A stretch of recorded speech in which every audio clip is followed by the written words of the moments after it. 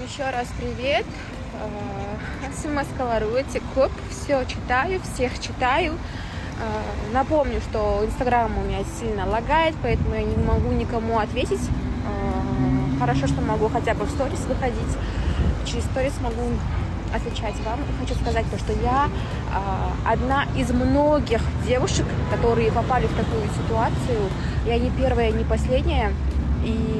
Но я, наверное, одна из тех многих девушек, которая осмелилась во всем этом признаться, это все осознать, понять, принять, рассказать, потому что я не фальшивый человек. Да, вы можете меня осуждать, да, я сделала неправильно, я это знаю, но мне сейчас нелегко, мне очень трудно, мне морально сейчас больно, тяжело. Это все так вот на всеобщее обозрение выставлять, поэтому хочу сказать, осуждайте меня, говорите, делайте все, что хотите, но жизнь, во-первых, это бумеранг. Во-вторых,